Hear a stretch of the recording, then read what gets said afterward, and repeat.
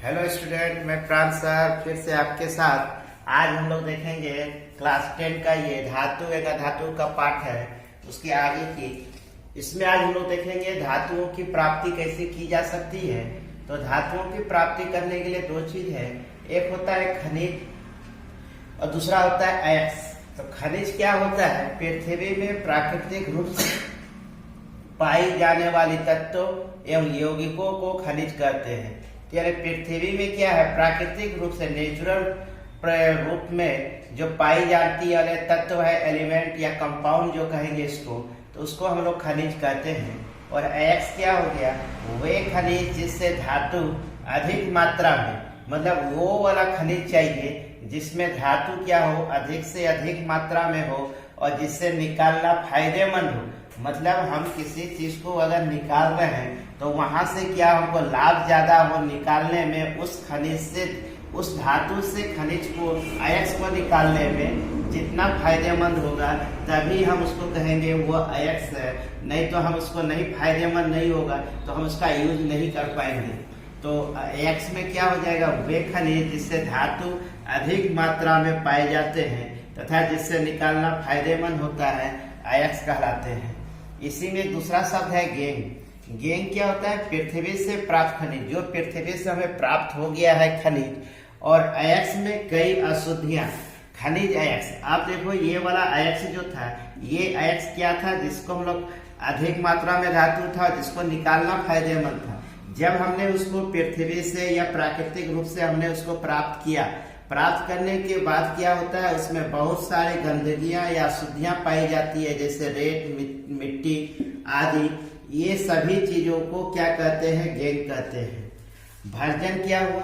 Sulphide अयस्क को अधिक ताप पर वायु की उपस्थिति में गर्म करने पर ऑक्साइड में बदल जाता है। इस प्रक्रिया को भर्जन कहते हैं।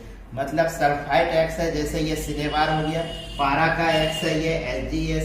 इसको हम लोग ऑक्सीजन की उपस्थिति में प्रतिक्रिया कराते हैं। ताप क्या होगा? इसमें अधिक ताप देंगे इसको, तो ये पारा क्या ऑक्साइड के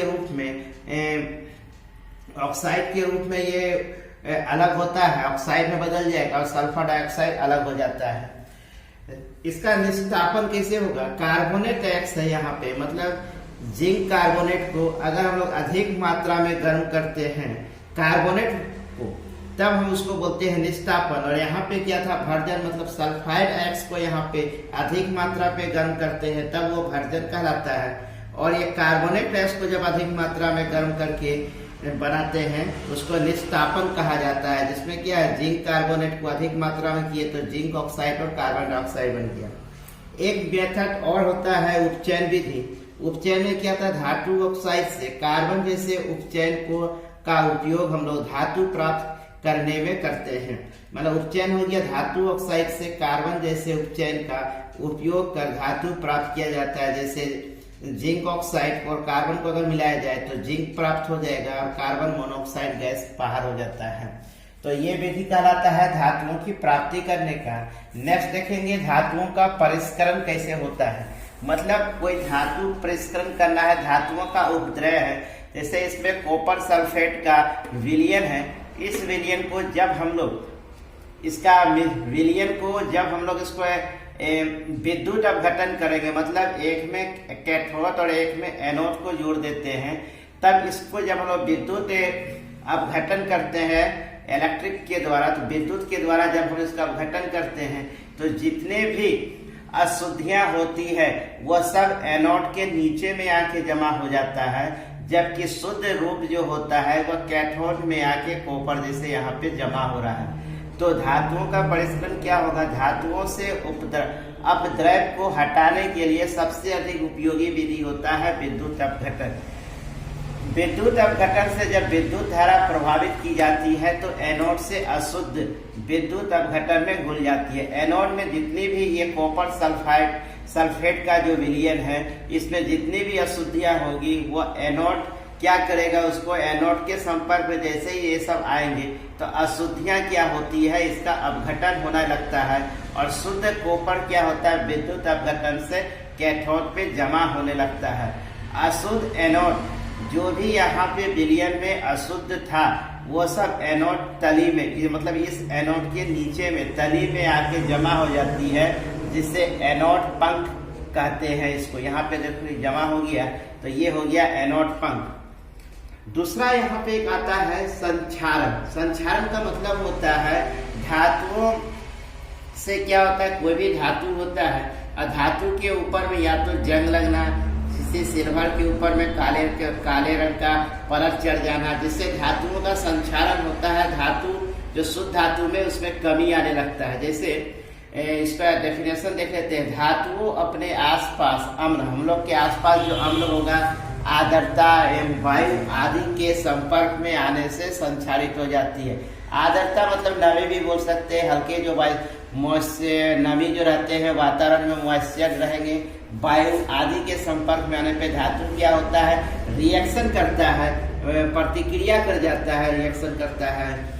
और उससे क्या कहेंगे, जैसे जैसे लोहा में हो गया, लोहा क्या होता है आर्द्र वायु, मतलब नमी है, पानी है हल्की सी वायु में, लोहे पर क्या होता है भूरे रंग की एक परत जमा कर देती है, भूरे रंग की एक परत जम जाती है, जिससे कहते हैं जंग, मतलब भूरे रंग की एक परत जम जाती है तो वह कहलाता है जंग लगना कहलाता है। सिल्वर वायु में उपस्थित सल्फर के साथ अभिक्रिया कर सिल्वर सल्फाइड बनाता है।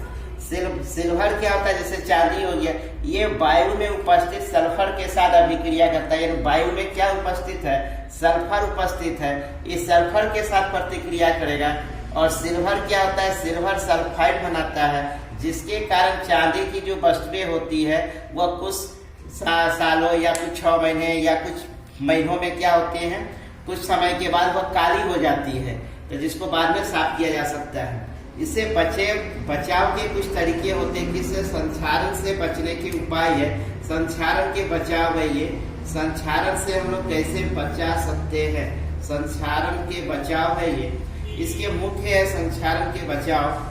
इस बचाव में हम लोग देखेंगे कि लोहे को जंग से बचाने के लिए निम्न उपाय कर सकते हैं। लोहे के ऊपर पेंट कर करके या फिर उसमें लोहे के ऊपर ग्रीस लगा देंगे, जिससे क्या होगा आर्द्र मतलब नमी होगी, पानी जो होता है वो इसके ऊपर नहीं लगेगा, वो इसके पेंट करने से ग्रीस लगाने से वो फिसल के गिर जाता है। क्रोमियम लेपन से हम लोग कर सकते हैं। क्रोमियम एक महंगी धातु होती है, इसका हम लोग उपयोग करते हैं। साइकिल के रिम जो होते हैं उसको बनाए जाते हैं, साइकिल के हैंडल जो होते हैं जिसमें क्रोमियम लेप किया जाता है, जिसके कारण पहिए में या फिर साइकिल के हैंडल में जंग नहीं लगते हैं। यस्द लेपन द्वारा किया जा सकता है, इसमें जिंक का प्रयोग करेंगे और मिश्र धातु बना देंगे। उस धातु को हम लोग क्या करेंगे, मिश्र धातु बना के हम लोग इसको संक्षारण से बचा सकते हैं। तो ये जो था पेंट करके ग्रीस लगाकर क्रोमियम लेपन द्वारा कर सकते हैं। हम लोग इसके बारे में देखेंगे यस्द लेपन द्वारा कैसे करते हैं और मिश्र धातु करते बनाकर कैसे करते हैं। तो इसको वाश करते हैं और देखते हैं 2 के बारे में। अब देखेंगे यस्द लेपन में लोहे इस्पात को जंग से सुरक्षित रखने के लिए जस्ते की परत चढ़ाई जाती है, जिससे यस्द लेपन कहा जाता है। मतलब इसमें क्या होगा, लोहे और इस्पात को जंग से सुरक्षित रखने, सिर्फ लोहे और इस्पात को जंग से सुरक्षित रखने के लिए उसमें क्या होता है, जस्ते की एक परत चढ़ा दी जाती है, जिसे यस्द लेपन कहा जाता है। दूसरा हमने बताया थे संरक्षण संक्षारण से बचने के लिए मिश्र धातु में बदल दिया जाता है, उसको बना दिया जाता है। मतलब इसमें क्या होगा, 2 या 2 से अधिक धातु या धातु के समागी मिश्रण होते हैं, 2 होंगे या 2 से ज्यादा होंगे। लोहा सूक्ष्म मात्रा में, लोहा में क्या होता है, सूक्ष्म मात्रा में कार्बन के मिश्रण के साथ लोहा को कठोर और परवल बनाया जाता है। लोहा में हल्की सी थोड़ी सी मात्रा में कार्बन मिला देने से लोहा क्या होगा, कठोर ज्यादा हो जाता है, परवल मतलब मजबूत ज्यादा हो जाता है लोहा में। मतलब इसको मिश्र धातु में कन्वर्ट कर दिया गया। इस्पात कैसे बनेगा, इस्पात के लिए लोहा प्लस निकेल और क्रोमियम के तत्वों को इसमें मिला के हम लोग इस्पात बनाते हैं। पीतल को बनाने के लिए कॉपर और जिंक का प्रयोग करते हैं। कांसा को बनाने के लिए कॉपर और टिन को बनाया जाता है और अमलगम को बनाने के लिए मरकरी तथा अन्य तत्वों का मिश्रण किया जाता है। तो इस प्रकार से हम लोग मिश्र धातु में बनाकर हम लोग संक्षारण से बचा सकते हैं। तो ये थे पूरे धातु की एक पूरी चैप्टर यहाँ पे समाप्त होती है। इसके बाद हम लोग नेक्स्ट चैप्टर में देखेंगे। तब तक के लिए थैंक्स।